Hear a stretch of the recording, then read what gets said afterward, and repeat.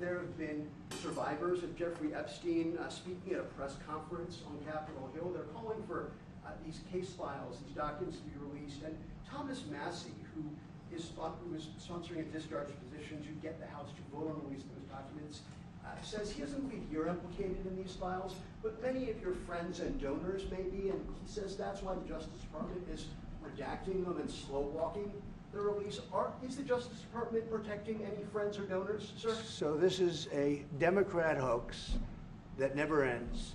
You know, it reminds me a little of the Kennedy situation. We gave him everything over and over again, more and more and more, and nobody's ever satisfied.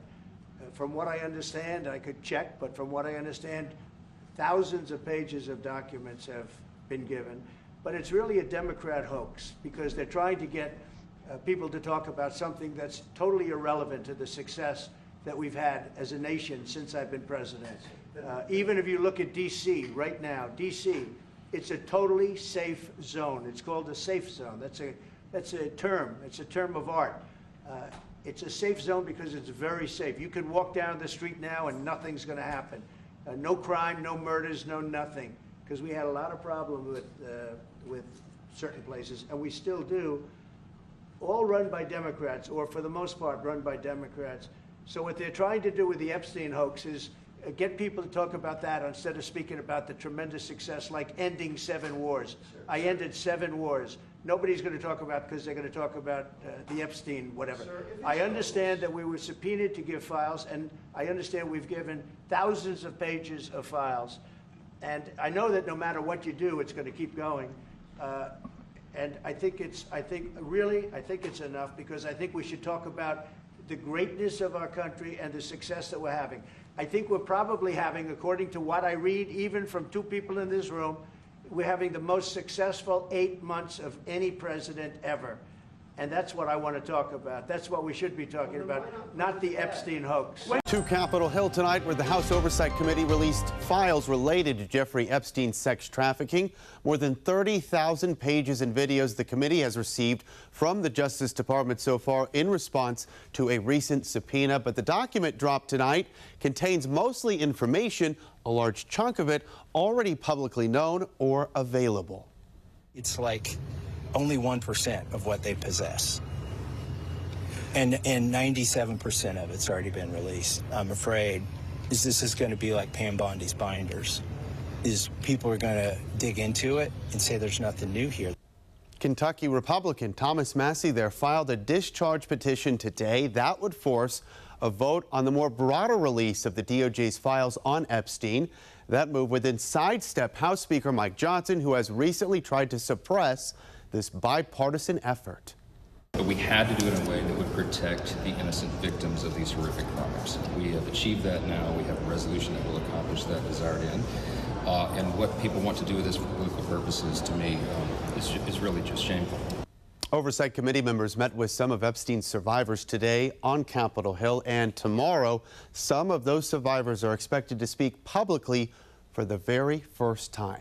And just hours from now, we could hear from the victims of Jeffrey Epstein, who's accused of sex trafficking underage girls. Those victims are expected to address the public on the steps of Capitol Hill. And if it's anything like yesterday, what they say could be both emotional and also disturbing. Here's why. We have new video out this morning of lawmakers walking out. You can see Nancy Mace walking out of a hearing after hearing from Epstein survivors. Now, you're looking at Republican Nancy Mace right back here. You can see she walked past the media, appears to be wiping away tears. She later told the media she had a panic attack after hearing from Epstein's victims. The congressional panel publishing more than 33,000 pages of flight logs, jail surveillance, video court filings, emails, and other recordings. However, this dump of documents contained information that was mostly already available. This latest information, Kentucky Republican Thomas Massey filed a discharge petition. It would force a vote on the more broader release of the DOJ's file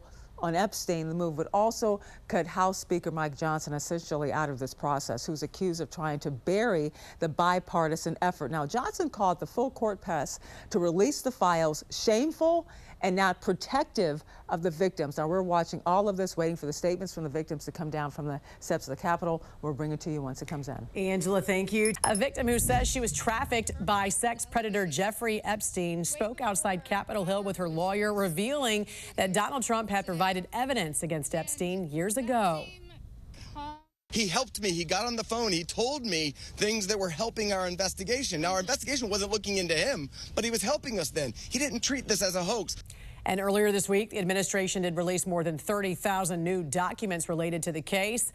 Still, lawmakers have continued to campaign for more files to be released. President Trump says it's a Democratic hoax that never ends.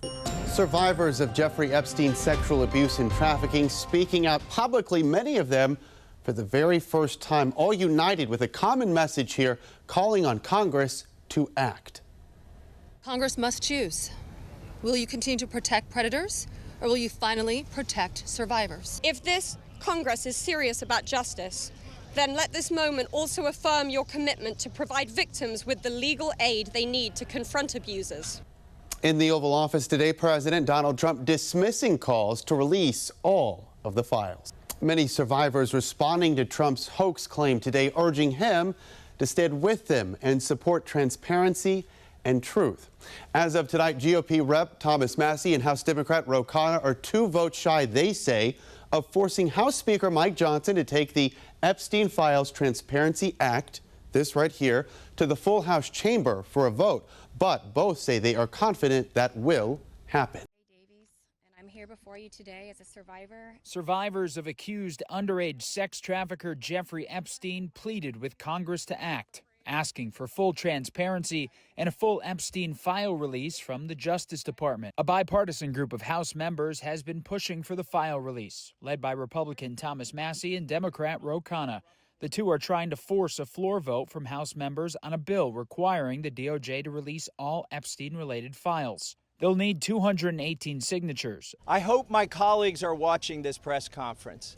I want them to think, what if this was your sister? What if this was your daughter? When these survivors speak. The House Oversight Committee released thousands of documents Tuesday night, including the missing minute video from outside of Epstein's prison cell on the night of his suicide. It led to conspiracy theories that he didn't actually kill himself, but the new clip provided no evidence of a plot or cover-up. Massie estimated 97% of the documents had already been publicly available, and they're not protecting the victims, but potentially the abusers and associates, according to Massie. Well, the 3% that weren't public, that's 3% more than Joe Biden released when he was president. Look, President Trump is complying with our subpoena. The president deflected questions about the news conference. It's really a Democrat hoax because they're trying to get people to talk about something that's totally irrelevant to the success that we've had. Meanwhile, victims say they'll be compiling their own documents. Us Epstein survivors have been discussing creating our own list. We know the names. Many of us were abused by them. It's a list that Georgia Republican Marjorie Taylor Greene says she'll read on the House floor if it comes to that. Reporting in Washington, I'm Matt Gelka.